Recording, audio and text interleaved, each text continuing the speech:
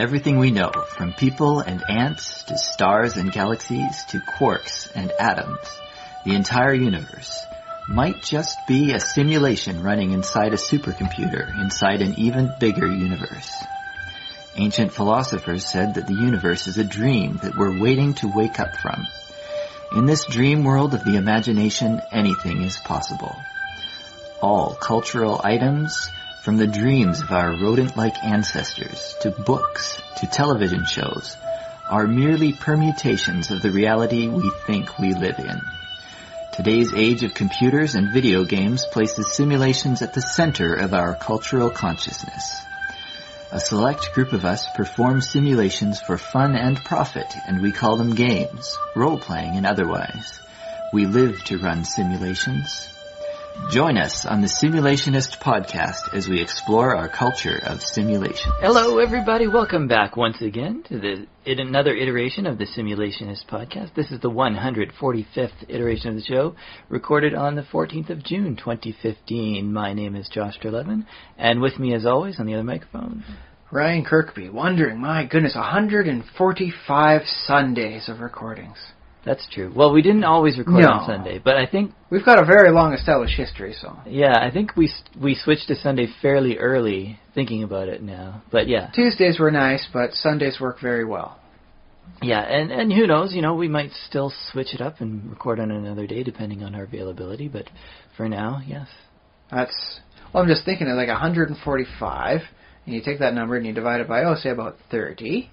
And, oh my goodness, that's like 4 months of Sundays. They say, that hasn't happened in a month of Sundays. Well, that was happened to us at least 4 times now. According to the numbers. Oh boy, yeah. Yeah, think about that, right? We're working our way on the 5th once in a month of Sundays. Boom. And it is summer, and what do we got going on? We have... drought conditions. Welcome to the new summer normal. I don't know. Do we have? I haven't checked, but do we have sprinkler restrictions? Yes. Unofficially, if you catch your neighbors or like random people watering their lawn in the middle of the day, I'm certain very few people would object too strongly to that. But yeah, unofficially, you are, I think, allowed to completely demolish their sprinkler system to make sure they can't do it again. Officially, they're breaking, like the water conservation requests and practices, and they may wind up fined an amount equal to replacing an entire sprinkler system. So, in which case, your vigilante justice is really just, cutting out this red tape middleman. Okay.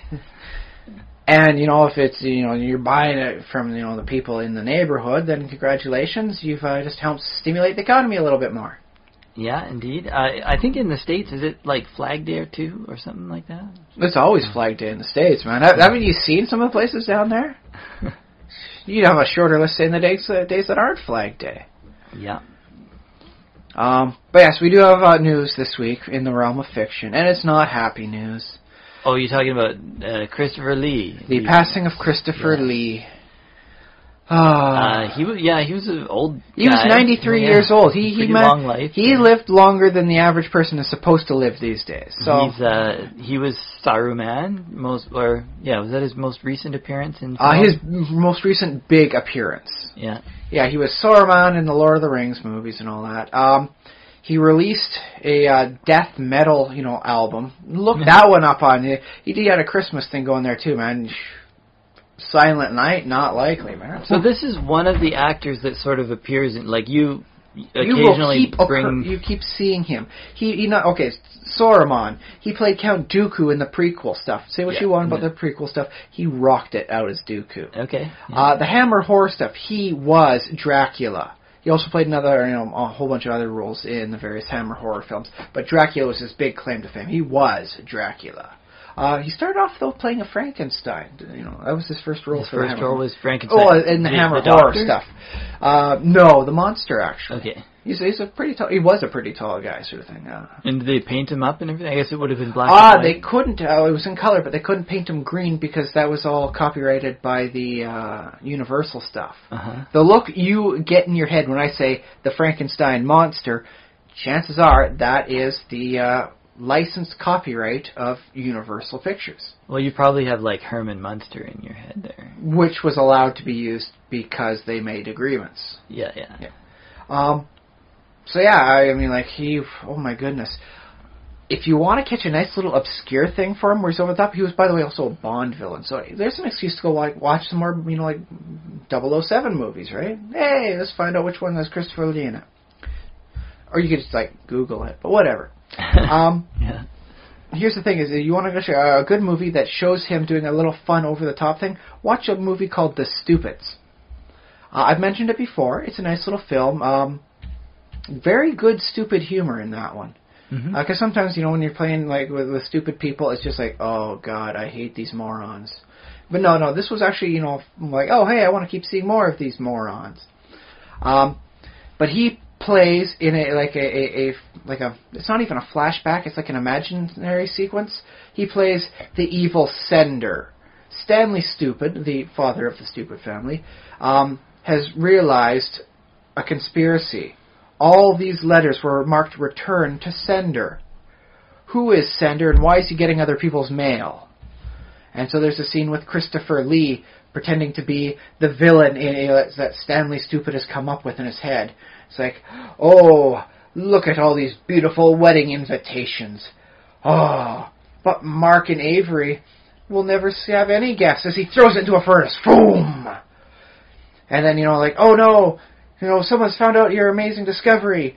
They know about you, Mr. Sender. And he's like, release the drive, B. And his hands all go, like the just truly over-the-edge ham acting that only a professional can do without making it look embarrassing. And he's only in the one scene there, as Stanley's imagining what sort of evil, nefarious villain could Sender possibly be. But it's worth it. I mean, I suppose you could, Google up the scene, like Christopher Lee, Sender and Stupids. But I think you'd enjoy watching the whole movie. I think everyone would enjoy watching the whole movie. It's weird, it's crazy, it's fun. And it has Christopher Lee playing an over-top villain, as only Christopher Lee ever could. So there you go, a recommendation for The Stupids. And a nice chance to, see him in one of his lesser roles. Because everyone knows him for the big role. Everyone remembers him as Saruman. People remember him as Dracula, Count Dooku, the other big, roles. Find him in some of the more obscure stuff. Learn to appreciate the more subtle things he's done. Okay, well, I suppose that's what you got to do. I think that's a very nice way to commemorate, the passing of such a great actor. Is find something that not everyone always says, oh yeah, you got to see him as the Bond villain, man. No. Find something smaller, a little bit more personal, something where you think he might have had more fun playing. The big name box office stuff, you got to be this guy. What's the smaller thing, oh yeah, we're just going to release this direct-to-video. Let's have some fun with it. Be whatever villain you think you should be. And then bam, there's Christopher Lee being that sort of villain. Okay, yeah, so he's one of these guys who did survive from, sort of one era into another, because he appears in some of your classic monster movies that sometimes that only I managed to see late at night on a Saturday from 10 to midnight. Favorite channel there. Well, not just that. I mean, the Turner Classic Movie Channel, not quite basic cable, but they'll play, especially around the Halloween, we've got, all the back-to-back horror Hammer films all there together. And, yeah, they're good films. They're really good stuff. So it's, give any of them a shot if you've never seen a horror Hammer, or Hammer horror. Now, I think I'll probably be willing to do podcasting and things like writing, podcasting, sort of very low-key activities until I'm, 93 or, 100 or whatever. Until the robots take your voice away. But one thing I don't think I probably will end up, if I was an actor, I don't think I would do, acting, well, maybe I would, I don't know. Well, Christopher Lee clearly had a passion for it. I guess a bit of a spoiler alert, he actually didn't want to play Saruman in The Lord of the Rings. He wanted to play Gandalf. But he was a little too old to do the physical exertion required to be Gandalf. So he was like, oh hey, Saruman's kind of awesome too. I guess I'll be Saruman. And he was, and I can't imagine a better Saruman. Yeah, I thought he did a really good job, and I thought Ian McKellen was a really good Gandalf too. Although I would have liked maybe Radagast to have been played by Brian Blessed, just for his boisterous nature. But the guy, the Radagast they had, he was a pretty good guy on his own right. But Brian Blessed would have made it over the top amazing. Yeah. But So that's our bad news. I guess not quite as bad news. Uhura, Nichelle Nichols from Star Trek fame, had a minor stroke. Oh, but she's okay, right? From what I've been told, she is recovering and is expected to make a quick and full recovery. Okay. But that could have been like double bad news this week. Yeah. So harsh. Should we talk about what we've been up to too? Also? Yeah, sure. What have you been doing this week, Josh? Let's go with better, happier news. I hope you didn't die in Minecraft. Okay. Wow me. Did I not die in? I don't think I did. Oh well. Let me see. I think I must have a couple times, but it wasn't. I think it was just doing. I didn't lose all my stuff. Good. I was able to get it again. You didn't go diving into lava or anything like that. Yeah. Well, I did go into lava, but then I got away from the lava before, and I was on fire, and then that. Yeah. I gotta say, I love the game Minecraft, but just like losing all your items to lava makes me want to add that mod that gives you the gravestone whenever you die. Yes. Yeah. And did I ever tell you I had an idea for an item? Oh, and it's called. I called it a sarcophagus, and you make it by doing like a square, like how you do a chest out of wooden planks. Well, instead you make one out of stone bricks, so it gives you like a looks like. Wait, proper stone blocks or like slabs? Well, I had the ones that are like bricks, like stone bricks. Okay. Yeah, that's what I was thinking it would be. So you make that, and then it goes in your inventory. They don't stack, so you can only put one at a time. And then if you have it on your hotbar, your main action bar, when you die, then it automatically grabs all your stuff and puts it in. But otherwise, I would say that is a fair middle ground. As a great compromise. I was thinking that would be a good, because it's not too overpowered. It's not like just cheat and just get all your things back. But it is a little. You have to trade something off. Trade that valuable spot. Well, that's the thing. I find the further you go in the game and the better your gear gets, the more painful it is to lose it. Yep. Yeah. So, I can see that. It's like, I don't want to lose my stuff. It's like, well, then here's an item. So you got to keep it. You got to use up a hotbar slot. Yeah. So I think that's a nice mix sort of thing. Yeah. Yeah. So the sarcophagus. So yeah, if anybody from Mojang is listening right now. / Microsoft. Or Microsoft, for that matter, yeah. I must say, Microsoft's been doing a lot of good updates. There were, what was it, 1.8.7 now? Yeah, I think the latest update was just for a security thing. But that's the thing, is they're focused on, okay, we want to make sure people aren't like losing stuff. We're going to do the security fixes. And then, fingers crossed, boats. They're going to fix boats. Maybe, yeah. Right now, apparently they're working on the 1.9 update for Minecraft, and they called it the combat update. So, I've seen a couple of screenshots. Like, for example, you will now have a left hand. So you can actually have a shield thing going on. Yeah, so you will be able to have an item like a shield, for example, in your offhand. Because I got to say, I wouldn't mind, if I have my main toolbar sort of stuff for active use. It's like, oh no, go into combat, and then I push Alt or something like that, and also it switches over to martial combat sort of thing, and like, get out the sword and shield. Now I'm ready. That would be kind of boss. Yeah, so I think that's probably going to happen. I mean, you never know. That said, I decided to leave the vanilla world behind. I'm deep in 1.7.10 thanks to all the mods I got. That's true, and the mods will have to also update if the main game updates too. Yeah. Oh yeah. So I played Minecraft, and another thing I did, I watched a bunch of Game of Thrones. Like, this is a new way to experience the. So we talked about like binging on the whole thing, like watching an entire season. Netflix saying like you should probably go seek proper medical help. You've been watching this for so many days in a row now. Please stop for a minute. Their little warnings. Other than there's good binging there, and then we've got to like what I like to do.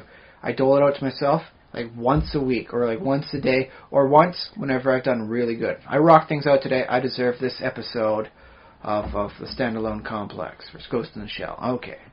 But you've got a new way, Josh. Well, my new way of consuming a TV show. And I don't think I'm the only one who does it, but I skip around. Because I don't have HBO, and I don't want it. HBO's good. I mean, if you could get HBO the same way you can get like Netflix, where all of HBO stuff is available for you, I would seriously consider that. I think there is an HBO Go. I think there's an HBO Go, but I don't know if it works quite the same way as like Netflix or Crave or.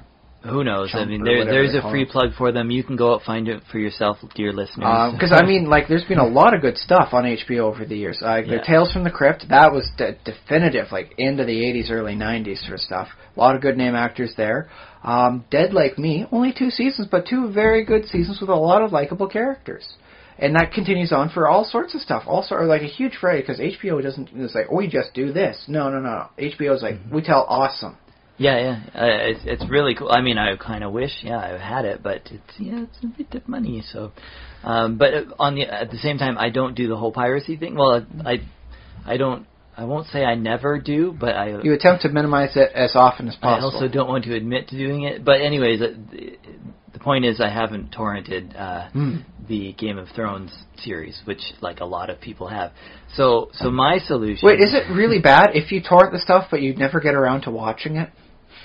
Is it really that bad? Like, I pirate it, but I never actually watch it. It's just, like collecting like cyber dust in my computer. I don't know. Maybe that doesn't count. I mean, depending on who you ask, but if you ask me, if you never watch it, that's fine. I'm okay. But yeah, no, because people upload like little clips and stuff. Oh yeah, 3-minute clips sort of things. Yeah, basically 3-minute clips, and I guess they haven't. I guess they can technically find them and take them down, but they don't do that with the. It's only 3 minutes. I mean, like, how much are you going to get off that? Yeah. So my strategy of watching is to just basically jump around episode like forward and backward and here and there, and just find like what people have put up as saying like, oh, here's a great clip, where that dragon does the thing with the girl, and I guess I won't try not to spoil anything. Suffice to say, I now know there are girls and dragons within the thing, and they interact in some way. You've spoiled me, Josh. Indeed. So that's the new way to consume a television series, especially a very popular one, is just go online and just grab random bits. And then in my brain, I'm sort of trying to reconstruct the series, and I also have the wiki. And so I'm going to call this jigsaw style. I guess, yeah, sure.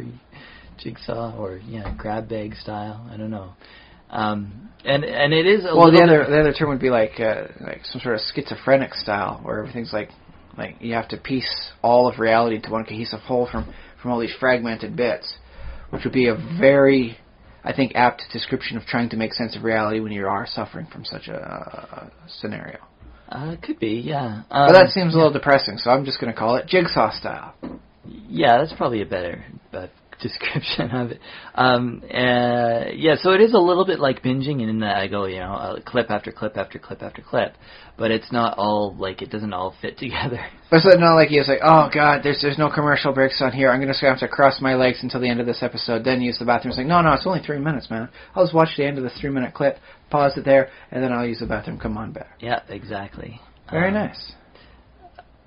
Yeah, so I watched Game of Thrones. That's my adventures in simulations. But a new way. You've experimented in the media format of it. Yeah. Dig it. Yeah. And I also, I own 2 of the books, so I sort of opened them up and kind of leafed through them. But I didn't, I grabbed all these sources. You're not going to dog ear each page you find that you caught onto, and then you're just going to keep doing that until you finished off the second season of Game of Thrones? I didn't end up doing that. It could yet happen, but it's weird because I don't have the attention span to actually say, okay, now I'm going to take the book and read the book, or now I'm going to sit down and watch an episode, because I do have some old episodes that I got off of iTunes, which I had to pay for. Completely legal then. Which I still which I have. And sometimes I'm watch a clip of that and okay, well that was fine, but I don't.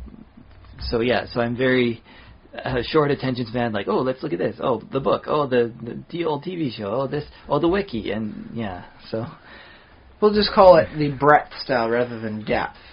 Yeah, that's probably right. And I'm probably doing it wrong. I don't know. I don't think there is a way to do it wrong. So long as you keep the stuff in your head properly. Because that way is once you like have seen the whole thing, you get to go back and then it's like, oh, this is what this means. And so it's like watching it again differently. Good replay value that way. Probably, yeah. Oh, and the other one is all the interviews with like George R.R. Martin. Yes. And also, like, there's fan theory videos and stuff on it, too. I didn't watch too many of those, but when you watch the... How many of them involve Slender Man? No, well, none that I saw, but I'm sure good. there are some. Slender Man's killing them all.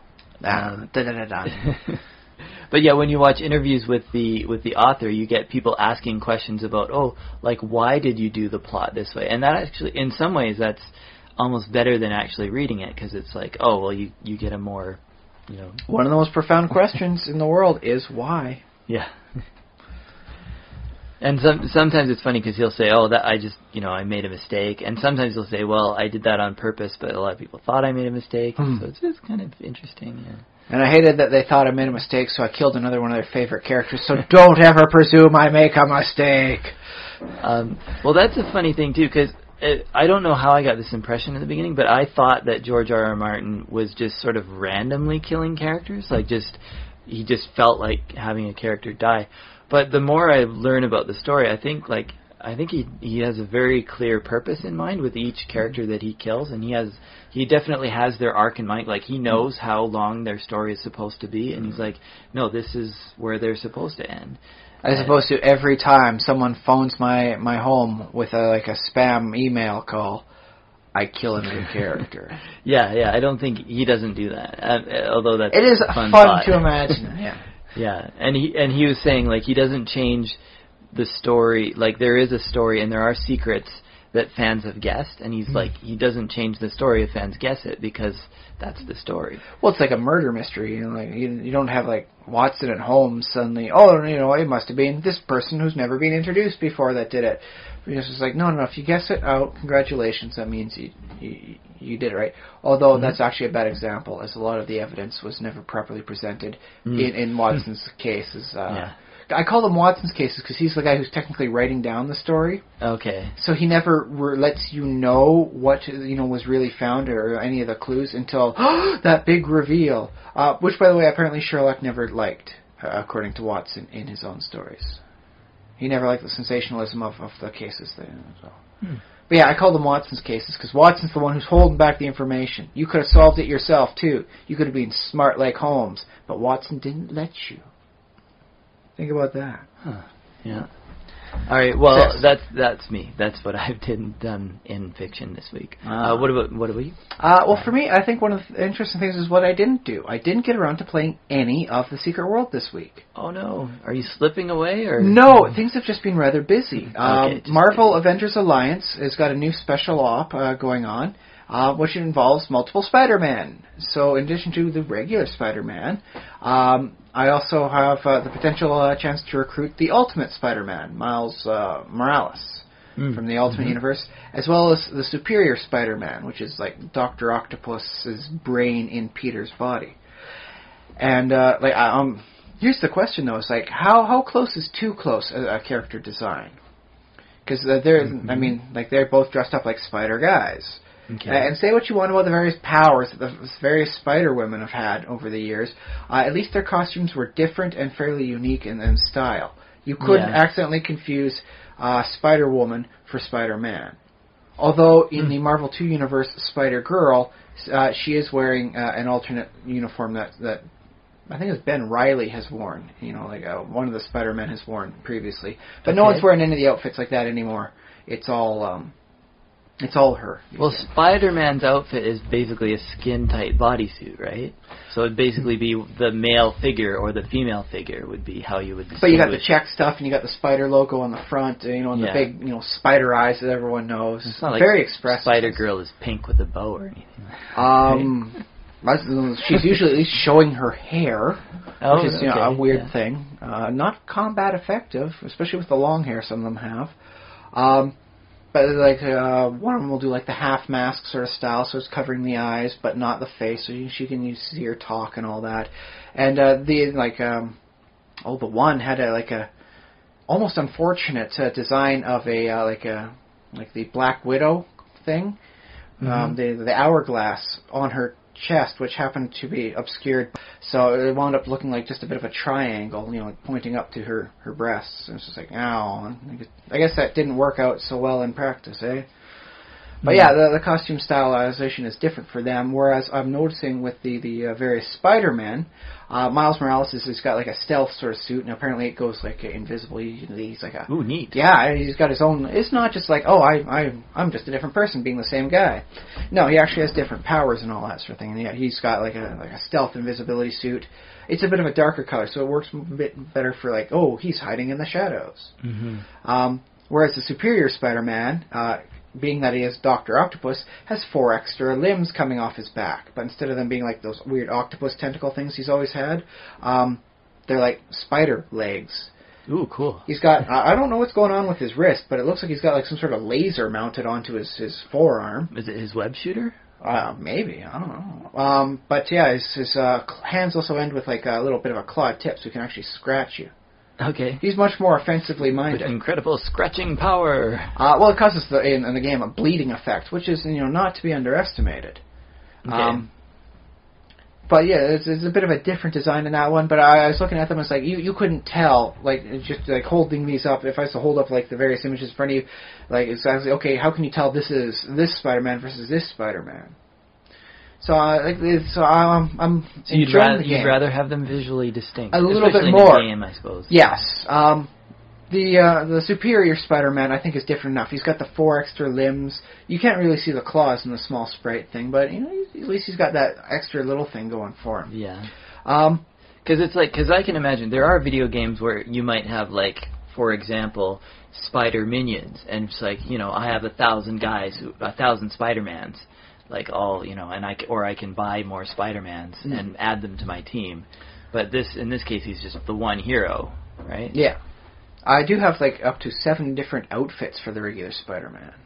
Like I've got the classic one. I've got the web slinger, which has got a bit more of like a movie design going for him. Yeah. Then there's the black suit Spider-Man. When he had the symbiote on him. Yeah. And various styles and things like that. So it's like, hooray! Well, so you can dress up your different Spider-Men in different... For the various different costumes they've got. Like the Fantastic Four have the Future Foundation alternative outfits, where instead of wearing the blue, like, long jumpsuits, they got a nice stylish white with black highlights design. And technically some better ability, so I want to go with them. So yeah, I'm like there's like 7 different types of Hulk. Movie 1, like Avengers 1 Hulk, Avengers 2 Hulk, the Grey Hulk, the World War Hulk, and then your classic Hulk. So and can you dress each of these Hulks in different colored pants? So that's the thing, it's like each Hulk style comes with like the same pants, and they're except for the Grey Hulk, they're usually purple or just ragged, ripped ones. Yeah. So yeah. Which is something you would have seen. I thought you would have seen like in the second Avengers one. It's like some sort of like Tony Stark comes up with elastic pants for the Hulk to wear, so he's not like running around in ragged jeans. And when he transforms back into Banner, he's not like holding up these big baggy pants. It's like no, they're just like super spandex. They just stretch back. Mm-hmm. But apparently no one's decided to do that. Everyone just kind of laughs at Banner behind his back about his droopy pants. Call him a gangster or something. I don't know. He could get like a symbiote too. Wouldn't that be cool? Could the Hulk wear Spider-Man's or the? I do believe he has. I have seen a very nice long list of the inhabitants or wearers. Because that's the thing is they call it the symbiote suit, but it really does have parasitic overtones to it. Yeah. Although I will note, for officialness, most symbiotes from the symbiote planet, they actively consume the brain of the person wearing them. The Venom symbiote doesn't do that, and it considers itself a bit of an atavist or throwback because it doesn't do that. Okay. But yeah, what the symbiotes do apparently is they latch onto a host, and they like, oh god, they love the adrenaline in your system. So they'll have you like base jumping, just go running off and doing stupid, crazy things, just to pump that adrenaline out, and then they'll like slowly devour your mind as they're consuming it. Okay. Whereas Venom doesn't do that. He's just content to, have a nice relationship with you, sort of thing, most of the time. A nice, cozy, pleasant. Well, if you've got the force of will, yes. Traveling companion. Right now, his current host is Flash Thompson. Uh-huh. One time, Peter Parker bully. he went out to war, joined up with the army, came back without his legs. Okay. Because that happens in war. Yes. And so he's got this venom symbiote on him as like a military fatigue thing. It provides him with legs, and he's got enough discipline that unless things start going bad for him, he doesn't venom out into like that hulking super 90s extra 100 muscle version. Mm-hmm. And so that's kind of nice. Other versions I've seen with the venom symbiote would be Wolverine. Yeah, because he's not bad enough already. Well, now, Venom. Wouldn't Wolverine's healing prevent him from connecting with the symbiote? No, that actually helps out very well. Because he can just continually feed it. Yeah. And Wolverine can't go down to the corner store and get a pack of smokes without 2 ninjas and a bunch of aliens trying to attack him. Mm-hmm. He's probably got 10 times the adrenaline factor any normal superhero has. So Venom, this is his got to be his ideal host. I don't know why he didn't stay on him very long. But yeah, I mean they would lock up good. I've seen the Punisher in a What If story with the Venom symbiote. Mm-hmm. The Punisher's sheer force of will subjugated the Venom symbiote. There was no who's really in control, me or the suit? It's no, it's me. We're going to kill more mafia goons. End of conversation. So it's, instead of shooting out webbing from his stuff, he made guns that shot bullets. Because it's the Punisher, that's what he does, right? Yeah. Right. I believe it tried to get Thor, but it didn't quite work. Okay. So it is now a near canon sort of thing that Asgardians and possibly even Kryptonians are completely immune. If you're any sort of supernatural powered race sort of thing, or just generally super bad arse, Venom symbiote don't hurt you. Yeah. Martian Manhunter? I imagine that would just be you don't see the Martian Manhunter laugh very much either, but that would be a case where it's this is not even a thing. Starfire? She burns things. I mean, one of his key vulnerabilities is fire. There is very little chance of him getting any upper hand on her. Okay. Plus, he likes full body coverage, and Starfire has a thing for bikini or less outfits. Yeah. So there might be a contentious issue there. Venom symbiote can't be just a bikini? That's not an option? Possibly, yes. But there does show a very strong desire to encase the entire body. Okay. So you might have a button of heads that way. Here's another one. Okay. If the Invisible Lady, the Invisible Girl... Invisible Girl, yep. Sue Storm. If Sue Storm were to wear the Venom symbiote, would the Venom symbiote go invisible? I would like to say yes, because it also picked up Spider-Man's spider sense. Okay. So it does have an ability to connect up and form them. That said, I really hope no one realizes that the Venom symbiote can pick up abilities of the people it's connected onto, because usually it attaches onto normal people. It attaches onto Spider-Man, gains Spidey sense, and this webbing stuff. Yeah. It attaches onto Sue Storm, and all of a sudden the Venom symbiote becomes invisible at will. Yeah, that's going to be difficult. So, there's a lot of power. I don't know how well it could do for mutant abilities, given the fact that it is a typical member of its species, it could count as a mutant itself. And thus you could actually see someone with the Venom symbiote going in with the X-Men. Yeah. Because you have had aliens that are atypical of their type being put in there. They're mutant aliens. Alien mutants. Do the X-Men really have a sort of a no normies clause? Get this. Spider-Man got turned down for the Xavier Institute of Gifted Youngsters. Okay. How messed up is that? Because he's a mutate, not a mutant. He wasn't allowed to register and enroll. Oh. Huh.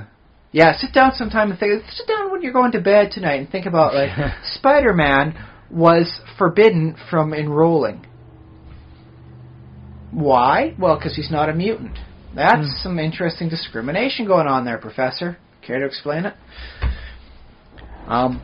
But yes, I'm enjoying the story arc that's presented in the latest special ops. So I've been spending extra time playing it and then trying to advance myself through. Right. Plus, on the first day of random roll, I got 1,000 units of the unstable isotope that are used to do anything in that special ops. It's like, haha, no restrictions, yay! I can just, as long as I got energy, I can do whatever the heck I want. That's kind of nice. Nice. But the one bit that really caught my eye on it was something the Superior Spider-Man said. He called Peter Parker brilliant but lazy. And I was just like, okay, now this is technically Otto Octavius saying this. So okay. Yeah. But it's like, brilliant but lazy. And I'm like, I have seen Spider-Man do his stuff. I've seen the old 60s cartoon. I've seen the comics in the classic days. I've seen the modern stuff.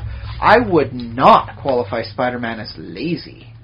Well, yeah, I mean, he's very physically active, and he does a whole lot of science. Takes care of his aged aunt, woos Mary Jane, has a part-time job, sometimes several, delivering pizzas, taking photos, and still manages to find multiple patrols a day. But is he maybe lazy compared to Dr. Octopus? Well, that's the thing. Is Dr. Ock said, he's brilliant. So it's like, hey, congratulations. Even your enemies acknowledge your intelligence. Hey. But I think he meant lazy in that, okay. So storyline for the Ultimate, the Superior Spider-Man was, Octavius is dying. Oh no! And he, in a last-ditch attempt to make sure he doesn't die permanently, he puts his brain, his memories and brain into Peter Parker's body. Mm-hmm. Spider-Man, he learns he's Peter Parker after he gets in there. Now here's the thing. I would have preferred this if the Superior Spider-Man had been an alternate universe story as opposed to the mainline Marvel universe. Because as soon as it's like, Peter Parker is dead, it's Otto Octavius in there, it's like, yeah, okay, how long is this going to last? But if it was an alternate universe sort of thing, different world, it's like, okay, this is how it goes. Now, I don't have any reason to assume it's going to become Peter Parker again, because status quo is God, right? Mm-hmm.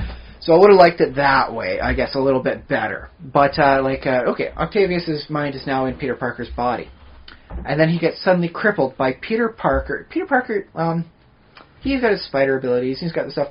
The one thing that really, really defines Peter Parker is his hyper-evolved sense of, that he needs to do it. Only he is responsible for it. He is hyper-responsible. If something goes wrong, it was his fault, because he wasn't there to stop it. He's got the power. He could have stopped it, unless it's something like Galactus.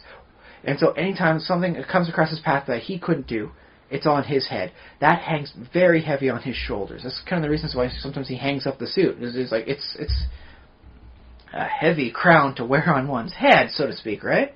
Mm-hmm. And so this is just blows Octavius away, the concept that he's so responsible in his mind, and he's like, okay, fine.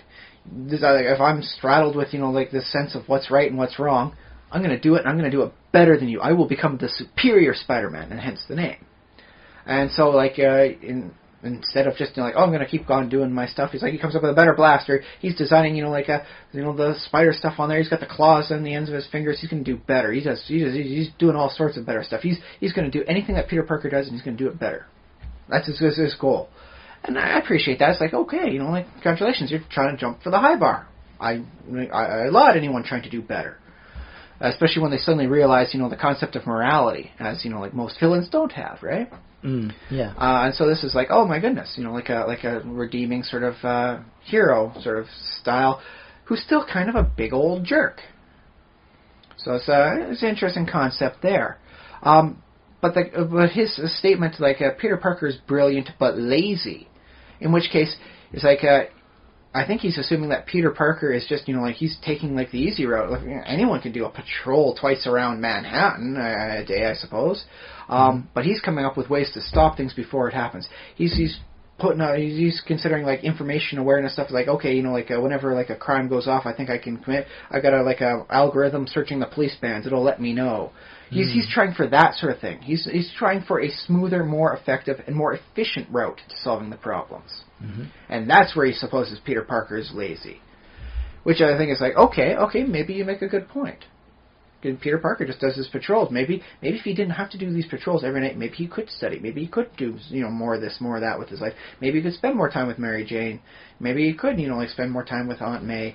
Maybe he could just sit down and relax for 15 minutes. Yeah, I wouldn't say maybe obviously Dr. Octopus might just have used the wrong word. I think he very much meant the words in his own mind. So it became a very interesting thing in my head of okay, how is Peter Parker lazy according to Otto Octavius? It's very interesting. Get in the mind of the Superior. Sure. That's really what Superior Spider-Man was about, getting in the mind of someone else. So it's I just personally wouldn't call that. I would just call that either bad at time management or just simply inefficient. Which he believes is lazy. It's you are trying to find a better way to do things. That's lazy of you, Peter. But see, that's the thing is that I've always liked both Peter Parker and I've actually liked Doc Ock. And I've always had a nice concept of what if Doc Ock wasn't insane? What if he was actually helping, some sort of mentor for Peter? And it's wow, wouldn't that be kind of nice? All the two of them working together, because he could provide a very good role, a nice I know your secret identity, and I'll help. It's a pretty boring comic book. Well, no, it's there's something is happening here. It's I need Peter Parker to come down to my lab. He's my assistant, and I need him for assistant stuff. So instead of Peter Parker running off whenever something happens, it's he wasn't there anyways. He was called out 10 minutes ago. Peter Parker was never on the scene where Spider-Man is. So Doc Ock could be like Batman, and he could be somewhat of a role of an elder mentor, somewhat of an Alfred or Commissioner Gordon sort of style. Okay. That helps give legitimacy to what he's doing, and helps keep Spider-Man running at the top of his game. If you could, I don't know, Doc Ock's been responsible for a lot of stuff, so the best you could kind of hope for is some sort of house arrest. So if you can get some sort of spider base to keep him in, where he's not allowed to ever leave, or I don't know, his foot blows off with a collar or something like that. And, you help cure that insanity that riddles his brain with the multiple personality disorder. I think he would make a great supporting cast and a great redeemed villain. Okay. So, seeing him say that Peter Parker is lazy, it's oh, but I respect your opinion, Doc Ock. How do you say he's lazy? In what manner is he lazy upon your mind escape? Well, that's where you and me differ, because I don't give Doc Ock any credit. No, maybe we just saw different stuff. Maybe, I see a lot of good heroic potential in Doc Ock. Okay. He wasn't always a bad guy. He was trying to do good, and then things messed up horribly wrong ways. So, I won't say, there's, a lot of villains I would like to see, kept as villains in the Peter Parker's gallery. Electro, great for his, whatever. If he's got the crazy star head, or if he's got some sort of energy being thing, whatever. I like him as a villain. Flint Marko, the Sandman, I think he works good as a redeemed villain, turned hero. I think he could do some good stuff too. Okay. So, in my ideal, fictional Marvel universe, it'd be Spider-Man's the head of a team sort of thing. Doc Ock, helps out, at the base. Right. Flint Marko helps out, when things get pretty tough. And the villains that are otherwise pretty villainous stay villainous. They don't all need to be redeemed. So that one's caught so much my attention. I haven't had a chance to do much or anything really. For your other games. Yeah. So, although I did get a chance to play some Minecraft, and I finally fixed up a problem I've had, and it just caused a watershed there. I've been building a big, nice place, for all my, Thaumcraft stuff, and a nice place to crash, and a good spot to do my enchanting without accidentally, messing things up for, what's required to keep things level, smooth operating without blowing up in my face. Mm-hmm. But the outside never looked right. I had, it was all too just plain color. I wasn't able to really see the contrast going on. And so I found, I'll just put some slabs. I put the corners of everything, and then any time where they're on a roof corner sort of thing, like what you see with the blacksmith's shop. Yes, yeah. And so I've done that, and it really helps show the contrast, and it really, it's looking what I like. I can see where all the walls are properly, and that's okay, now that I've got that done, I can work on in here, and then I figured out what I wanted for the walls in my inner sanctum layer. I went with seared bricks and the mystical wood type thing. It produces a very nice sort of style, and I've got them in checkerboard and line patterns going on in there. Really neat. Like, I need them in the line and checkerboard patterns to make sure that I'm putting anything in there in proper sequence, so nothing's asymmetrical, because that can cause explosions. So this is actually, I need to make a proper pattern happening here. Right. And I've got it, and it's worked. I've got up to the ceiling.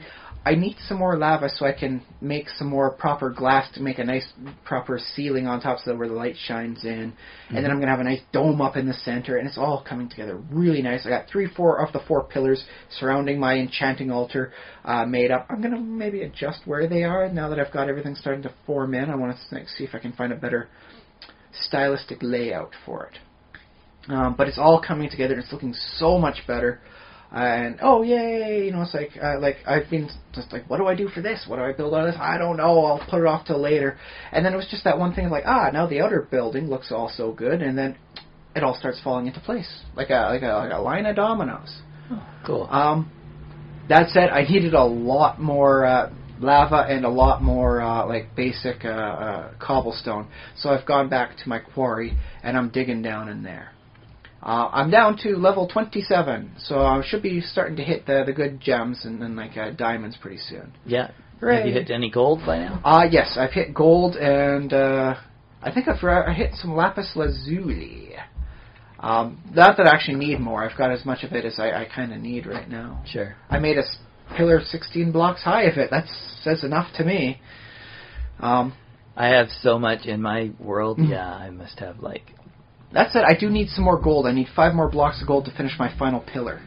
Because I want to make the pillars surrounding my enchantment thing of not that easy to obtain sort of stuff. So I've got one of the lapis lazuli. I've got one of gold. I've got one of pure ender from the that would be from the Tinker's Construct. So it's just like a green stack of pure ender. Cool. And one stack of thalmium bricks. So it's like, yes, this is something that I just wasn't able to, I just had it in my supply. It's something I had to make to actively strive towards. And I'll wind up decorating them with the heads of my various fallen foes. Because that actually helps increase stability around the areas. It's not being gruesome, it has a legitimate purpose. So I do need a lot more redstone. So much more. That's because I want to do a nice red platform for my enchantment altar, so that's another thing. But one more reason to go back to the quarry and dig out another layer or two. But I am low enough now that the slimes are spawning just randomly, so I'll be chipping, I'll hear a... And I'll look over, it's like, there's a giant, how did that thing get there? So I got 3 block by 3 block size. It's like, my goodness. Get out my sword and hack it away. Yeah. But the version you have probably doesn't have slime blocks, right? It does have slime from the Tinker's Constructs. Okay. They're jellyish kind of things that make me wobble. I can avoid some falling damage if I land on them. Okay. Yeah. I don't really do much at all with them, but I will kill it for the experience points, even though I'm level 43. Yeah. Because the big thing I've managed to do with all my stuff, now that I've got so much, nice stuff working on with my enchantment, I made the arcane boar, which is like a laser that makes a 5 by 5 kind of hole, 60 squares long, in any direction you choose. Cardinal, left, right, up and down. So it's like, oh boy, I can have some real fun with this. But it requires, the use of pickaxes, and it drains their durability down. Mm-hmm. But whatever enchantment they have on the pickaxes is used on the boar. So if I have an efficiency one, it mines faster. Oh, cool. So I think I might be taking that one to the nether. And just just you go operate while I make up some more of my nether tower safety zone. And just collect all the nether rock you can get for me. So have you been back to the nether, or no? No. Okay. I've got several stacks of nether block, and it's just Also, I'm a little unhappy with my tower design. It's all one, it's just the nether rack, or it's not even nether rack, just the nether brick going on there. Mm-hmm. And that looks nice, but I want to make sure I can contrast, again, the floor from the walls and all that. So I might get just some more stone, some more basic brick, and just do highlighted, gray lines on my tower just to help show that it's not one solid color any which angle you look at it. Yeah. And I'll probably do something different for the inside floor color, just to make sure it's something I can see. Maybe do, like, it is a round tower, so I could potentially do, like, rings in the whole thing and make it look really stylish that way. That'd be neat, yeah. Yeah. That'd be good. That's going to require a lot more raw materials. I'm in the quarry right now. But when I go back to the nether, I've got an arcane board that's going to blast a 5x5x60 hole wherever the heck I want it. And the best thing about the nether is it can go, like, up, too. Oh. I might have to be worried about lava, though. I have to see how that works. If it, like, takes the lava with it, does it convert it into, like obsidian? I haven't tested that end of it. Okay. But I did do some testing with it. I saved my game and then I'm like, okay, blast into this wall here and see how far it goes. Because it didn't state on the wiki for it how far it would go. So I put in a little note. It's like it goes 60, so 60 some odd squares, this distance from here and there. And I've added to the some body of knowledge for all those at the wiki. So hooray! Oh, good. I felt very happy for myself. It's like, I used my knowledge to help others. And I also learned if I eat enough zombie brains, I can go just temporarily insane enough to open up a new tab of research in the Thaumcraft mod.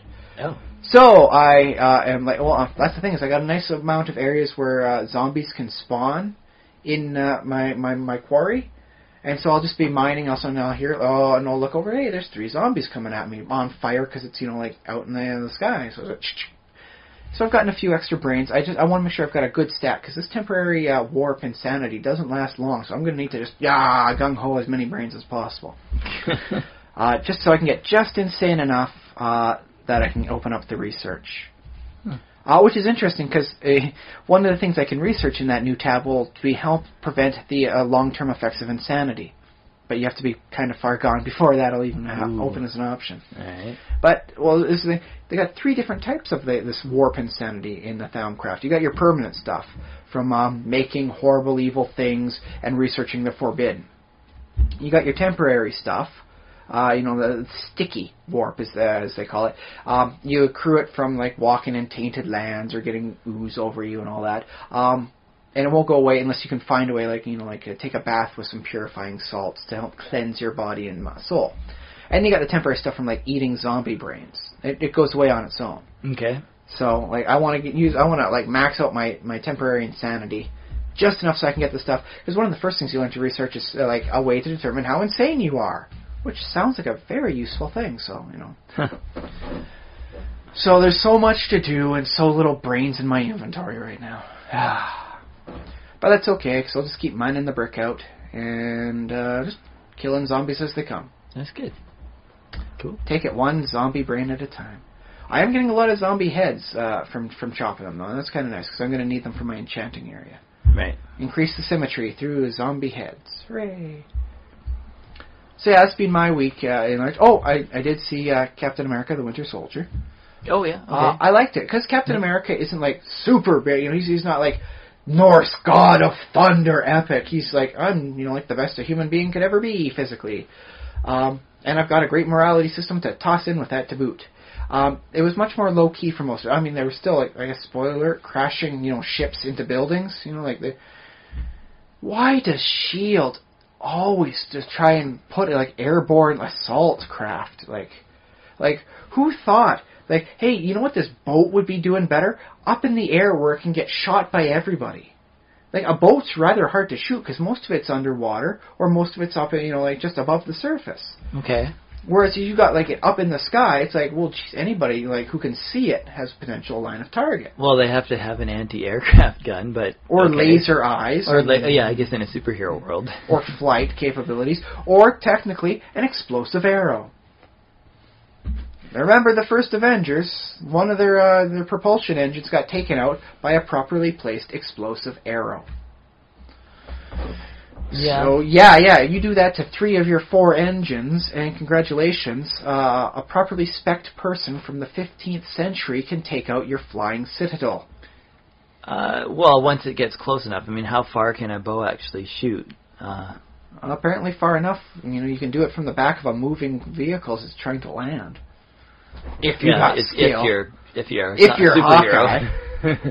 Or you could just be Thor and just go straight on up through. Yeah, I don't know if there's any, like, if Thor is your enemy, I don't know if there's any defense that really is foolproof. I've got a floating citadel. He's the Norse god of thunder. You're kind of in his domain. Like, congratulations keeping your electronics running after the third or fourth bolt goes through you, right? I mean, I guess the other thing is it costs a lot more money to create like a flying platform than a floating platform. I mean, boats are expensive to begin with, like military style like boats. That's pretty expensive. But now you got to like fly it up. That's got to like 100 times the cost, or something like so much it doesn't actually happen in reality. Yeah. But yeah, so until something like the flying, citadels start crashing into the ground, it's much more of a low-key, like, who is this, a killer assassin, who can I trust, or thing, and I really enjoyed it. It doesn't need to be like, I gotta save the world every time. Mm-hmm. The explanation for how Hydra infiltrated S.H.I.E.L.D., I completely bought. I guess I won't spoil it to the viewers, but suffice to say, it makes sense, especially because it has real-world parallel connections. So it's like, oh, okay, like, I completely buy that. I now believe that S.H.I.E.L.D. has been infiltrated by Hydra, and I have no qualms about how badly it is, or how, like, nobody figured it out. I buy it, I understand. Good. Mm-hmm. Okay. So yeah, I enjoyed it thoroughly.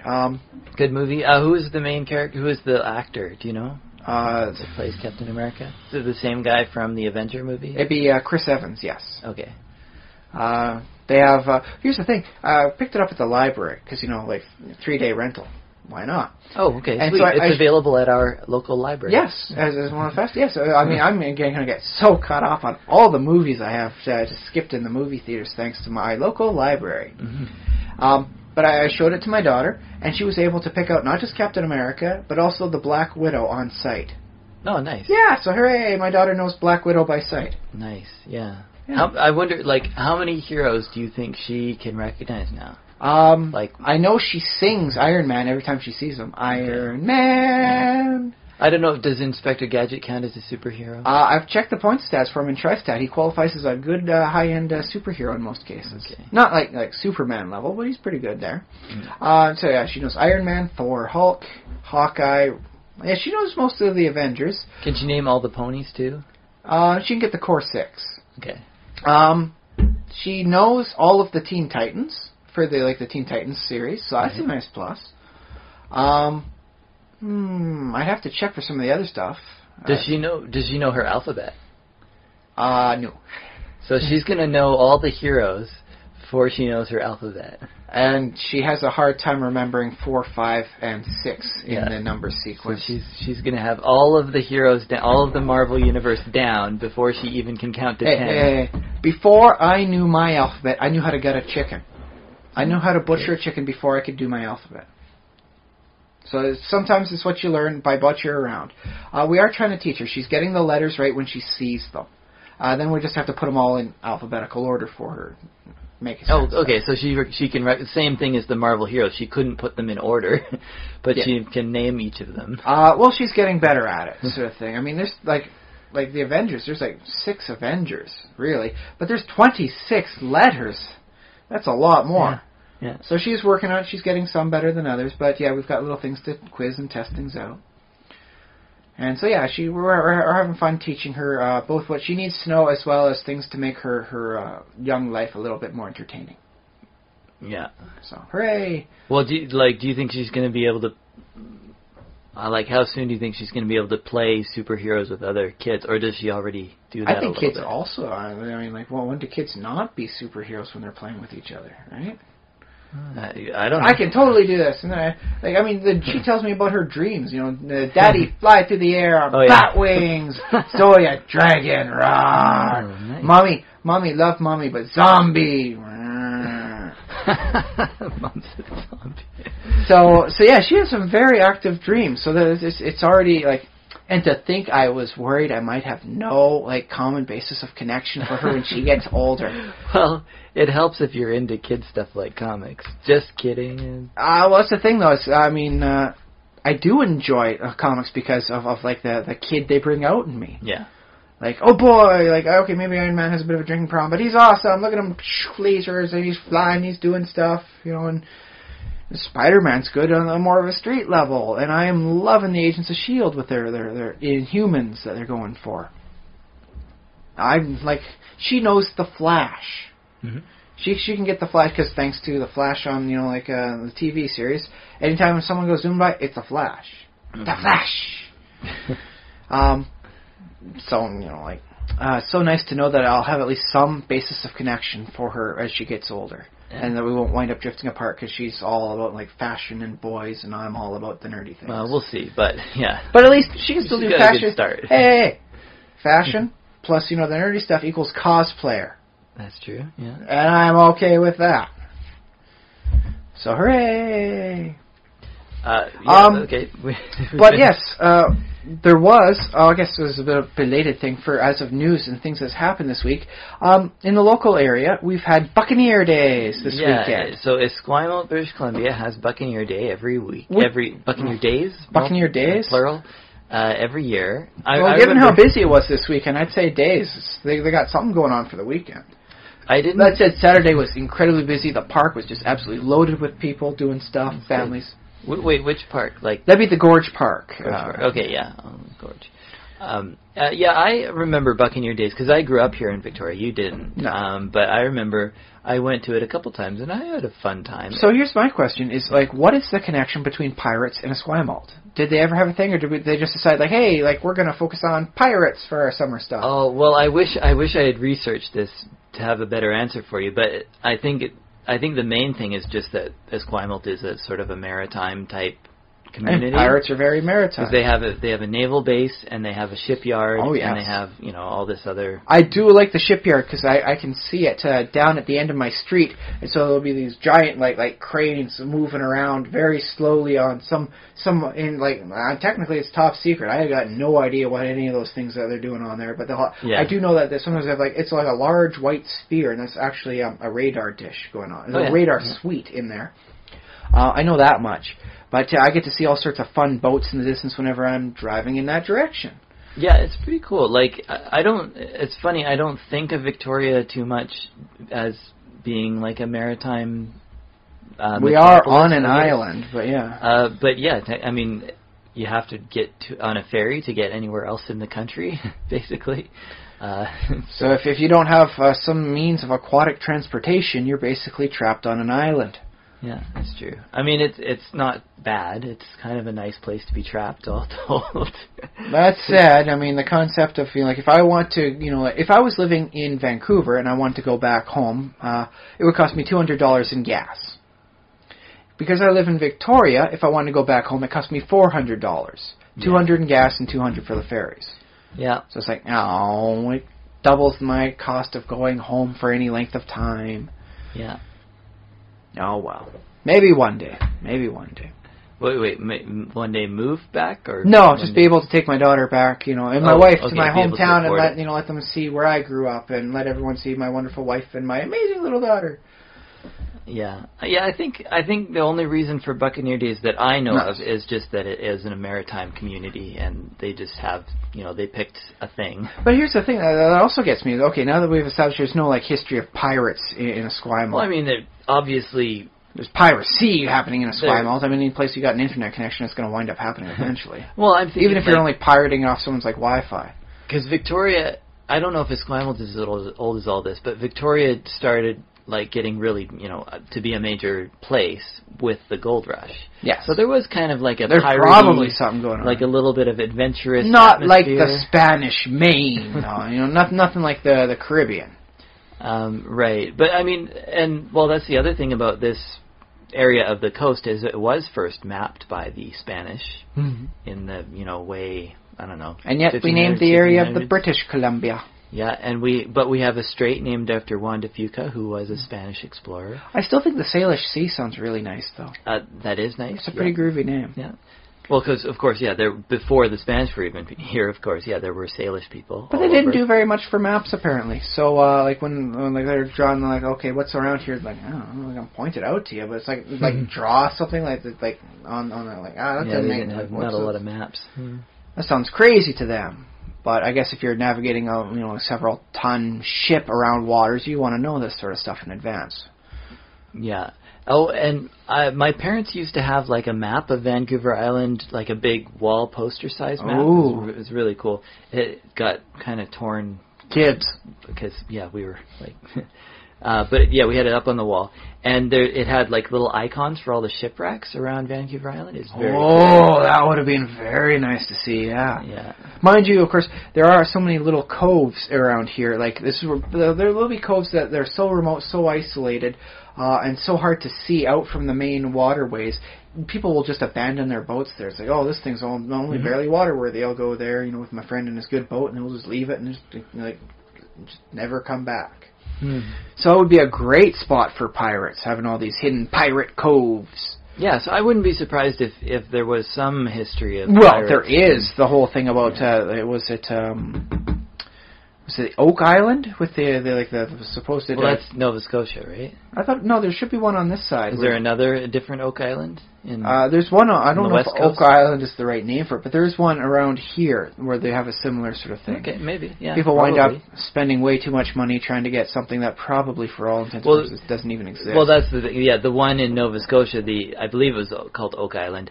It was this big legend and everything like that. But Blackbeard buried his final treasure there, and he booby-trapped it. No, pirates don't booby-trap their treasure because then it makes it harder for them to get back to. Yeah. They hide their treasure for the same reason you hide your marijuana when the cops start pulling, flashing their lights. So you don't get caught with the illegal goods. You then get it back for when you want to use it for yourself. Well, yeah, and it would make sense in a way to have that sort of story happen where pirates for some reason. I'm sure there's still stuff that's left, unfound because it's like, oh, okay, we robbed it, and then oh no, the British Navy is after us, so we'll, we got enough head start, we'll just bury this here, so even if they manage to, board us, they're not going to find anything that we did. As long as we keep a tight lip, we can just come back for it again in a year. Twist, the British really don't care about what they rescue. They just want to get rid of these pirates. Boom! Sinks. All hands lost on the pirate ship, and the treasure is never recovered. So there might be pirate treasure. But, yeah, no, they never found anything at Oak Island, which I believe is on the East Coast. But there may have been a similar legend on the West Coast, also similarly unfounded, but... equally fictitious. Yeah. But, yeah, no, okay, so... There's no... I still have a hard time figuring out why would Esquimalt put pirates as their thing. Because, we are a naval base. The Navy is very much marine law. They're the good guys. Pirates are marine lawlessness. Yeah. So it's just like, hey, you know what? Why don't we take the antithesis of you guys and use that as our mascot? Although I should point out, the word Buccaneer, it is not synonymous with pirate, because Buccaneer... It would just be a generic sailor sort of thing. It was or kind of someone like working more for the crown. It comes from the people who used to dry fish. It's called Buccaneers. I think that's what it's called. It's either French or Dutch, but they used to dry these fish on the beach, and those were Buccaneers, and they became Buccaneers. But then they were very rough and adventure-y and kind of piratey. As happens when you're out and about, and there's no one to say no to what your ideas are. And I think basically what Buccaneer was it was sort of it was like saying trucker, or it was like saying, this is really, or a biker. So if a pirate then would be like a lawful evil, and the Navy would be lawful good, the Buccaneers would be more of a lawful neutral? Well, yeah, more like a lot of variation. They're like unsavory, but technically they're doing a real, like a teamster. They're doing an actual job. They're like real, that's a legitimate profession. But also there might be a little bit. You could convince them to do a little, black, market. They're kind of tough guys, and they might fight a little bit. A doubloon's a doubloon, buddy. You make a good deal with them, and they'll help out. So technically, I think the Buccaneers... So it's not as bad as it could be. They didn't go with a full-fledged pirate. It's more celebrating sort of a maritime culture, which, soldiers and sailors are a little bit like that, too. They have that reputation. It's just a little weird that they didn't decide to go with, someone in the Navy, get the old-fashioned outfit going on there. They could have Navy Day or something like that, right? Yeah, especially given how much of the economy is helped out by having, CFB Esquimalt there. Yeah. I mean, heck, a lot of businesses will give tax, deductions, like take the taxes off anything you buy in the local area because it helps attract, make sure that these people are, hey, congratulations for all the hard work you've done protecting our national interests. Let's get rid of this pesky tax for you when you're buying your stuff here. I wonder, does Buccaneer Day sound more fun though than Navy Day? I mean, Navy Day could be pretty awesome, but Buccaneer Day just sounds a little bit more Disney for some reason. Maybe that's why I'm still having a hard time. It's because it's like, dude, we're not Disney. Let's just keep this, fun, historic sort of thing. I'm sure there's good, actual, fun history of the Navy. It doesn't always have to be like boat wrecks and rescues and going off to war. But Buccaneer, does have like a sense of like, oh boy, go out and enjoy some bad food, like some cotton candy and stuff, and chocolate covered doubloons. Our cotton candy, the pirate's favorite food. Well, because that's the thing though. It's like the Buccaneer that we're imagining is not what the Buccaneers were really like, and especially with pirates, who people, as we stated, people connect the two together. Like those Somali pirates, off the coast of Somalia, no one's making a Disney ride about them. Yeah, I suppose. I mean, not today. Especially not Disney. I wonder if, like, in 100 years or something, the Somali pirates, there'll be, like, a ride in Disneyland. Well, you could get some decent law going on in Somalia. So the whole thing dies down, you get rid of them. Yeah. You let time go by, open up an amusement park. I like that. I would go to Somali Disney.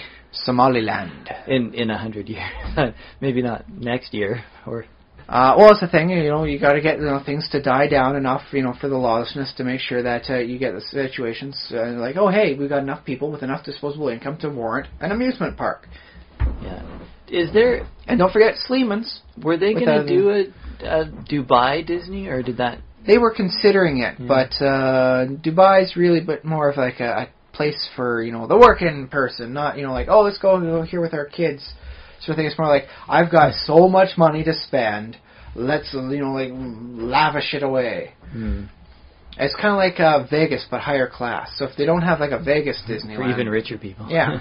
Yeah. That are too smart to try gambling away their money.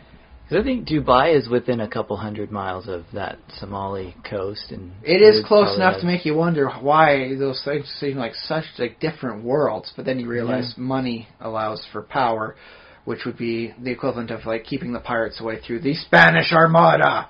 Okay. Sort of equivalency.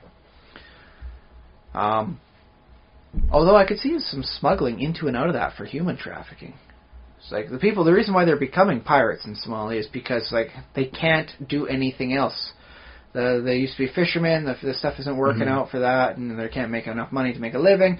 So spend the rest of your money on AK-47 and bullets, and we're stealing a tanker. Yeah, and in a lot of cases... I don't approve, but I don't fault them for it either. When that's about all you can do, that's all you can do. Yeah, and sometimes it's just like... Basically, the insurance company pays out, and that doesn't have to be bloodshed or anything like that. You have to scare the bejesus out of people, make sure that they do what you say. Yeah, but usually just firing a gun in the air is enough to get people to do what you say. Yeah, exactly, and yeah, like I'm saying, they're insured. But the problem is that one, these farmers are not properly professionally trained in using their firearms, because bullets cost money. That's why they're trying to get money. Why they're doing the piracy thing. And two, you really don't see very many career-minded pirates sort of thing. So you don't have a situation whereby it's like, okay, we're going to go through the training stuff and we got this planned out here. It's like, no. We catch up to them, we jump on the ship, we scare them into stopping their ship, and then we hold it for ransom. And that's about as big as their plans really get. I wonder if the Somali pirates are the same guys going out over and over again, or do you think that one big score would basically that whole crew I've been told retire? It's pretty poverty-ridden there, and family means a lot. So you probably make a few tours so that your family members wouldn't have to. You're the only one going out. A few tours of duty, as it were. The other thing I'm curious about is like. I don't know if they have a pirate leader or a captain, but does he? Well, someone has to be in control. Yeah. And he probably gets extra shares. I wonder if that guy just gets, like $1 million, and the other guy gets, like, their salary, like, $10 for the whole, like, because they're paying. I imagine it's like, because it's, like, I trust you with enough, firearms, and that I don't turn, my back and worry about how many holes are suddenly developed in there. I guess they'd have to pay them pretty well. Yeah. That's it. I think it still works in the share method. You get so many shares. I get like 3 shares because I'm the captain and this is my ship I'm risking. I could see that. Now, is it wrong for me to wonder how they'd fare up against other things, in the ocean? But a whale? Whale's one thing. On the other hand, have you seen how aggressive the Japanese whalers are against Greenpeace? Wouldn't you love to see the Japanese whalers against the Somali pirates and see how that scenario plays out? Now that I've put that in your head, don't you wish to see like how well does it fare? Like to have a giant water cannon versus the AK-47s when the pirates are getting washed over the deck? There's something weird about the Greenpeace thing in that both, like, that was Greenpeace and the whalers were sort of maneuvering sort of half, like they weren't really serious about causing damage. They were trying to use, like, quote-unquote non-lethal means, like water cannons. So that's the thing, though. But these are the Japanese whalers, so when things get bad, it's like, oh my goodness, they are really trying. They're firing weapons. Like, let's just aim the harpoon to just underneath their water line. Do they have the cojones for that sort of thing? Would the Japanese whalers be that good at defending themselves that they're actually willing to step up and do that final measure? Attempt to sink, like an attacking boat? Because they fear their lives are on the line. Or would they still stick with just the water cannons trying to shoot them off as long as possible? You know what? I think... If I was the captain of the Japanese whaling ship, I would probably surrender... Just because I don't want... Oh, come on. Some of their boats are smaller than the whales they're hunting. How could you not make the parallel? It's like, this thing fires a large hole designed to kill the greatest, largest living beasts that have ever roamed the earth. And they've got a small, hollow ship of metal and wood. I think we can do it, boys. Just make sure no one says what happens when we get home and there was never any pirates attacking us. Wink, wink. That's just me who sees it playing out that way? Well, they can be pretty ruthless. So it's a good thing Somalia is so far removed from Japan. I guess that is a good question, though, because the sea is it's still a bit wild. Yeah, it's still a little bit like that. Because it's not like the Japanese sailors aren't used to taking a life. They happen to take one rather large life. As opposed to a bunch of, like regular other human-sized lives. So by volume, they're killing a lot less if they go after the Somali pirates. Yeah. Huh. Well, I don't know. Could they reason themselves away? It's like, it's not like it's a giant 40-ton, beast that's endangered. We got 7 billion humans on the planet. Fire the torpedo! Harpoon goes down there. Well, I don't know exactly what's going on the Japanese ships, but I believe a lot of them think that they're scientists and think that they're doing the right thing. But technically are scientists. You talk to most people, average people in somebody like you with your biology degree. I would never do that. Oh, wait. I would do it once to pay off my student loans. Yeah, see, it's all these Japanese guys with biology degrees. But here's the thing. You talk to the people who are living in Japan with their stuff, and apparently most people don't want whale. They have to get the kids okay, we've got it now and we're going to give it to the kids in school. This is traditional food that we used to have, and you got to force the kids to have it. They really don't want whale. A vast majority of the population doesn't care for this food product. Yeah, it's true. Yeah. It'd be like, importing like a whole bunch of peanut butter to a place where you've got a lot of people who actually just happen to have peanut allergies. It's like they want nothing to do with the stuff, but you got to force it. They got to heavily subsidize it to make it really cheap. So that it's like, we can't afford any of the good stuff. We can't afford beef. We can't afford chicken. We're gonna have to eat whale tonight, kids, because it's the cheapest meat on the menu. So it's like there's very good reasons not, but they're stubborn. It's like, the rest of the world says we can't do this, so we're going to keep doing it because no one tells us what to do. Which I must think is a bit of a pirate attitude of them. It just happens to be state-sponsored. Which is a weird thing, I suppose. But, I mean, well, I guess that would, though, explain why you see pirates as presented as not such bad people in like, the contemporary stuff. Because you see, like, the pirates, oh, Johnny Depp, you Jack Sparrow, you're not that bad a pirate after all. Oh, haha, you're all lovable. Mm-hmm. And that's what, I suppose, the people in Japan think of the whalers.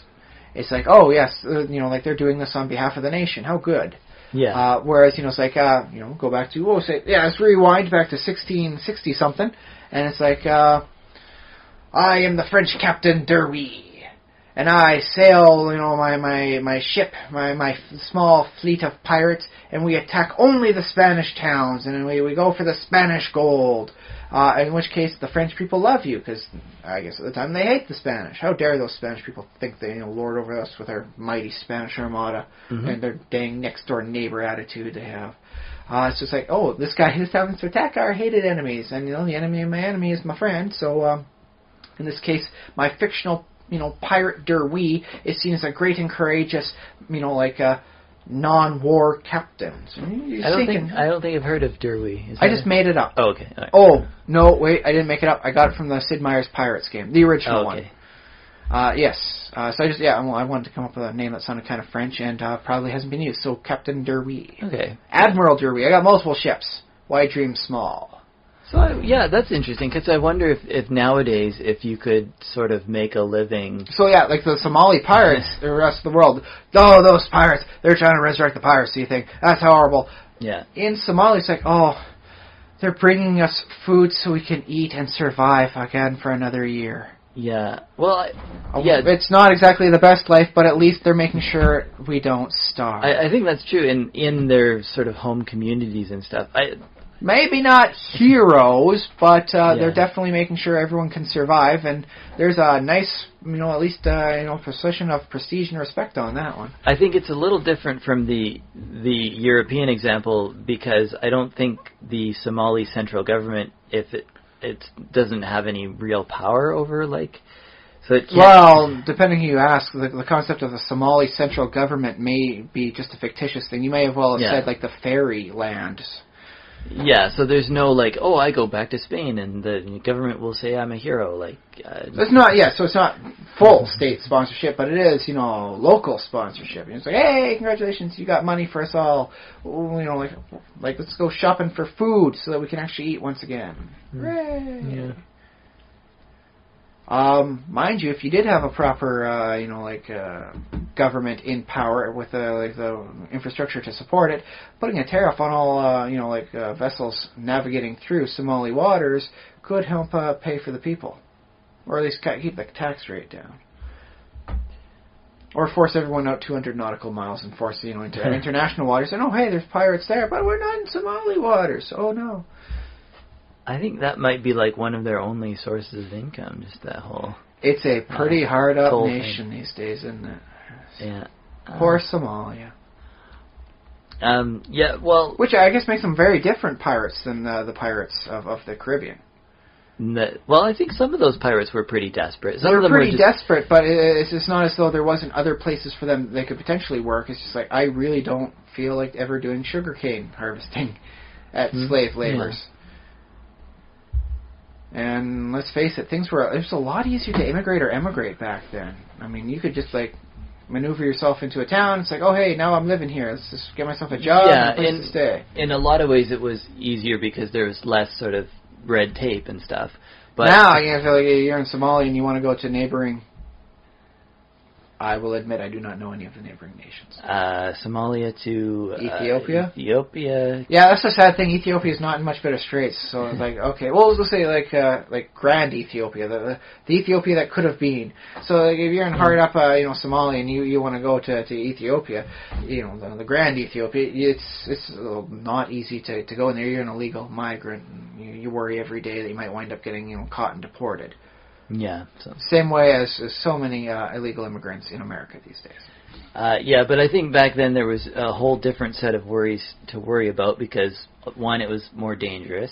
Mm-hmm. More dangerous, people could just, there's more I don't like your ethnicity, so we're going to beat you in the back of an alley with baseball bats and anything else we might happen to find. chances are we will get away with it. And then there's just, like, disease. Just Yeah. the fact that going to a new land, you're probably going to get malaria. Well, really don't want you here, but we've lost so many people to malaria this last year. We got job openings aplenty. Just find something you're good at and just get to work and try not to die, please. Yeah, and then once you get there, the opportunities. I mean, sure, today it's not very good either, but the opportunities are like, oh yeah, you can get this like crummy job and work the rest of your life, sure. And, ouch. But it's not. On behalf of so many people working in dead end jobs, with little prospect of ever, be striking it rich, barring a lottery win. Ouch. Yeah. Ouch. You've reflected just how little our positions have changed, Josh. We're wearing better clothes. We got the internet, so it's not too bad. You can go to a library and get internet if you don't have it at home. It's not too shabby. Yeah, that's true. Ouch. So, all the same. Pirates and video games. How do they fit into because we do see a lot of pirates in video games. Well, I mean, heck, one of my first experiences with pirates was the original Sid Meier's Pirates. Yeah. The fun thing about Sid Meier's Pirates is in order to play the game, you had to enter in when is the Spanish Main found, on 1664. When you go to the booklet that came with the game, and then you look it up. Oh, yeah. If you were to copy the game, which you could easily do, there was very little DRM back then, you could just copy it onto another floppy diskette. But if you don't somehow copy that password stuff, you can't really play the game. It cuts it onto super hard, ultra difficult mode. Good luck trying to do anything. So Sid Meier's Pirates was against piracy. Even when at the young age I was back then, I saw a little bit of humor in that one. Mm-hmm. It's they don't want you to pirate the game? Pirates? Oh, geez. How harsh. So, yeah. But I think piracy works in a very interesting way, especially for video games, because it's very objective-based. Mm-hmm. And quantifiable. Getting gold. You get the gold. What's the thing? You get spices. You get this and that. Material goods. Material goods can be quantified. How good of a pirate are you? How many ships do you have? How many people under your sail? How much shares are you getting? And it's all there. Mm-hmm. It's very easy to say how good a pirate you are, as opposed to how proficient a pirate you are, as opposed to your morality. Mm-hmm. Right. Although there are situations whereby you can increase your standing there, depending on how many of your long-lost family members you wind up rescuing. The attractiveness of the wife you managed to get. That's quantified in a game somewhere? There were 3 different images of the various women you could woo for the... they were the daughters of the rulers of the town. They all used the same term for it, but I'm pretty certain historically that it wasn't all just mayors and all that sort of thing. They were mayors? Governors? Governors, I think was the term they used, but I'm pretty sure some of the towns had mayors. It didn't need a governor for every dang little town in the Caribbean. Yeah. But yeah, they used governors. So you could if you were in a good enough standing with that nation, that you're pulling into port with, the governor could take a liking to you and show you his daughter. And the daughters had several different levels of attractiveness based on is she ravishing, in all the wonderful stuff, or is she doing some sewing, all the plain things. Sewing. Who wants a person who sews? Who wants a person that knows how to make a living? Ah. How many cannons do you have? How many tons of black powder do you have with you? That's very objective based. So it works very well for pen and paper. Works very great for video games because you can so easily, ratifiably, and with very little suspension of disbelief, quantify all of that. Yeah. You're playing a sort of spreadsheet game almost. It's like. And I'm sure someone's done that with Microsoft Excel. But yeah, I enjoy it quite well. There's some nice things you can learn from that too, because they can show you how to use a sextant to determine your latitude, longitude stuff based on the sun. I never fully understood that, and I kind of wish I had been able to play the game. Well, maybe I can. I think it may have been one of the 24,000 games released from the old MS-DOS stuff. Mm-hmm. But I had never officially learned how to properly determine where I was based on how the sun is sitting. Oh, okay.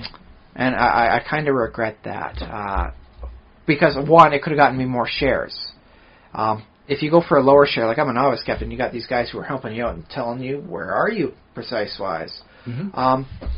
That said, I was young. I had no idea what the heck is up with the Caribbean. Now I've got in my head, you got your Cuba, Havana, you got your islands here, you got your mainland going down on the south end. In my mind, I have something. For me, how I used to play the game was, you start off in St. Kitts, you go over here for this, over here for that, and you don't really go over anywhere else because I don't know where the heck I am, I don't know how to get back, and I wind up starving.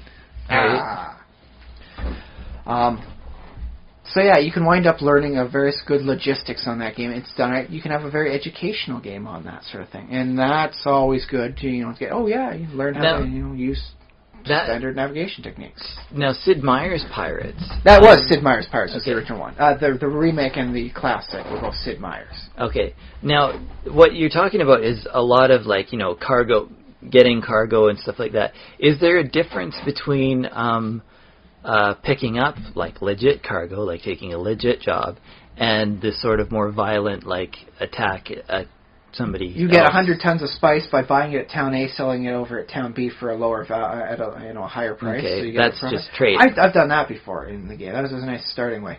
St. Kitts the next one, go back and forth between the two, and just buy low, sell high. No, they at least in the original one, they didn't make any differential between ill-gotten gains and legally obtained gains. Well, that's interesting. Yeah, most towns didn't really care. Yeah, it goes back a little bit to our discussion between Buccaneers and Pirates, in that you can sort of do a little bit of both. And Vikings did this too. They did trading when they could, or if they didn't feel like trading, they would rape and pillage and. Things got pretty desperate for them when they're just in the good times they're great traders, and the bad times are the worst of enemies. Yeah. But I think it would have been nice to have had a concept of ill-gotten gains versus legitimately obtained stuff, and how to disguise the illegal goods as the good proper goods. Mm-hmm. At least until you can fence it. Yeah. Heck, I wouldn't even mind if you get rid of the Caribbean as a concept and work it in a fictitious isle setting. Still maintain the same variables, prices and all this. Things change, hands after the starting point at random stuff because there's other pirates in the area, and just work it as I guess kind of Spore, at the later edge of the game sort of thing. Was similar stuff. You can have little bases and. Yeah, bases and help even startups or things. There's a lot of options you could do with that sort of it's like the Caribbean, but we're going to add let's forget about the slavery thing and we'll just add in I'll call them simulacra. They'd be like golems made out of wood sort of thing. So they'd be like slaves, so you don't have to worry about the morality of it. They'll just do whatever is being told. So that way you don't have to worry about the slave trade being a thing in there. You get rid of that whole, box of, hornets. Sure, yeah. Did you ever play EVE Online? EVE? I never did. Okay. I haven't yet. It's still going. Yeah. I started up a little bit, and I like the idea of EVE Online because you can sort of create your own little merchant organization, a little empire. And in some ways it can be vulnerable to other players attacking you and basically pirating off of you. And so it's this sort of anarchic world in which everyone has to sort of create their own little bubble or cell that's sort of protected from other people. It's only as secure as you can make it between you and the others against this mutually assured, chaos. And I kind of like that as sort of a metaphor for how society sort of creates itself, because that's basically what countries do. Because outside of countries, eventually do. There are some places that are pretty lawless and have been that way, and it's just one tyrant after another. Exactly. Petty dictators and all that. It's when are things going to finally, settle down and have everyone band up together? Well, yeah. When do these 13 colonies become the American states? Yeah, because some people do it better than others, and some are we kind of failed to put this together into an actual country, or whatever. Put aside, this group and that group, you're all under this new label now. But you're all working together for something bigger. And then when you have those sort of country to country or company to company or pirate ship to pirate ship interactions, there are sort of rules of behavior that sort of emerge. And it's there is we talked about codes last time, I think. Yeah. There is a bit of a code that sort of emerges. Pirate's code. How do we interact with each other and so that basically we don't just annihilate each other, because that's worse for both of us. Right? Especially because it's very easy to fire off another cannon volley under the water level to make sure both ships go down. Yeah, so you develop this kind of communication where technically there is no rule, like there's no Well, I guess law. you could take Wheaton's rule, just don't be a dick, and that sort of thing carries, like... That said, provided, as I said, provided the last interaction you're going to have with them, and you know it's going to be the last one, screw them over. And that gives you bonus points in life, as according to game theory. So... Did we do Pirates Code? Not Pirate Code, but we can talk about game theory, and it's basically the same sort of thing. Yeah. Very much the same sort of thing, in which case... You can see how things have grown up. That said, there was never an official pirates code. There's basically don't be a dick unless you think you can get away with it. Yeah. That solves a lot of things. Well, we're running low on time at the moment. I should do all of our social media Yes. How can people get a hold of us? They can email us, thesimulationist@gmail.com. They can go to our Facebook page and make Facebook comments and talk to other people about The Simulationist at facebook.com/thesimulationist. There's also YouTube, where you can also put in comments. It's just another way to get a hold of us. If you prefer to consume this media on YouTube, it's there for you. And youtube.com/thesimulationist. And my Twitter handle is SpaceBoot1. So that's SpaceBoot1. And you can tweet at me there. And if you happen to find this show on something like iTunes or Stitcher or another the deep web. If you find it somewhere where they have like a place to write reviews or like give us stars or anything like that, so we would super appreciate that. And to just share us with your friends and let all your buddies know about this great, wonderful podcast that we have been doing and we've been having so much fun doing. And send us those emails. If you want to correct us about anything we got wrong on the show, or if you have a great idea to share with us, we'd love to hear it. Like, for instance, they might send us a note saying that we never even talked about the 7th Sea RPG in the various formats it's been throughout the various editions. But we've got time constraints. We can't talk about this stuff forever. That's true. But, there are no time constraints on Facebook. Yes. Well, heat, death of the universe and all that, but yeah. Sure. Yeah. All right, so we should do final thoughts on the... Pirates are horrible people. That said, the romantification of the pirates makes them pretty awesome characters. Works great in like a pseudo-medieval RPG, because, hey, 1600s, when you got your knights going around, sort of thing, 1600s still works for the age of piracy, too. It's just different areas. You might not want the paladin in full plate walking around on board of a ship, but that's just for, like sinking purposes. Yeah. What's going to happen? It's not like he's going to get knocked overboard. Well, maybe when the Japanese, like fisher, or whalers come in and just hit him with a water cannon, maybe. But, so it works in a good amount of campaigns, and I think it adds a bit more variety just to put in, like, the coast is, plagued by pirates. Sort of thing, It explains, well, why aren't we like sailing out to see what's on the other side of the ocean? It's like, well, pirates keep sinking our dang ships. It's rather hard to get anything going on there. Yeah, that's true. So you forget, here there be, like sea monsters. It's like, god dang, pirate isles. Mm-hmm. So there you go. Yeah. Buccaneers are good, even if they're like thread the lines. I still kind of wish they had done more of a Navy Days. Sort of thing, because I think there's a lot that can be done about like upholding the law in something as intrinsically chaotic as the ocean itself. Yeah. Because it makes a very interesting parallel for what's going to wind up happening in space. You can only patrol with what you can see, and there's a lot of area between that. So, like, they might say, it's going to wind up being the Wild West out there. It's actually going to probably wind up being a little bit more like the Spanish Main. So, or heck, you guys want? Do a space campaign, but effectively make it like just space-age pirates. See how long before the players find out. Make it a goal. See if you can disguise up here like, we're going to be adventuring in space, but you effectively make it the age of piracy in space. I think they'd figure it out pretty quick. I don't know. Some people, it's like, you give somebody like a laser pistol and all of a sudden, forget this, I don't care what else is going on. Mm-hmm. That said, if you have like prosthetic like hands that turn into giant hooks sort of thing, then it might tip it a little bit more. But it's still like a rule of cool sort of thing. So it's like, I can transform my hand into a giant hook. Ha! Take that right in your eyeball. All right. So, yes, your final thoughts? Final thoughts on piracy. Pirates are... Yay. But pirates in fiction, definitely awesome. Definitely. Pirates in reality, not so Pirates much. in real life, I don't think they're that good. They're bad people.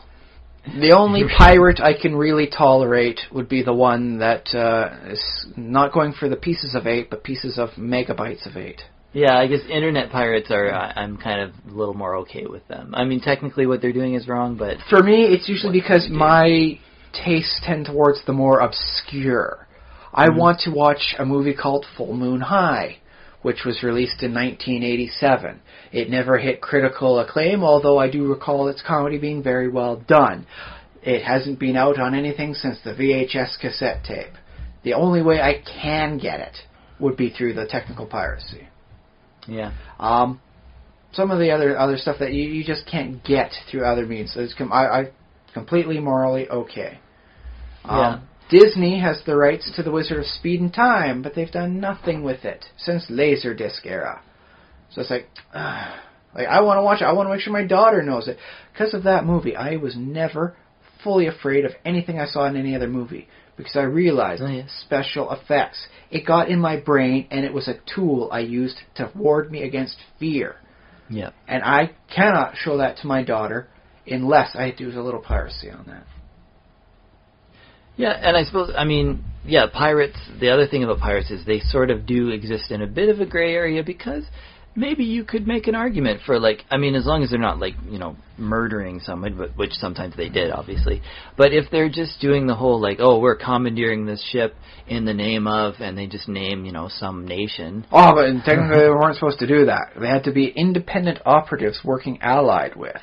Okay, whatever. Yeah. Kind of like how the Canadian Senate doesn't have any liberal senators, although they can have liberals aligned senators.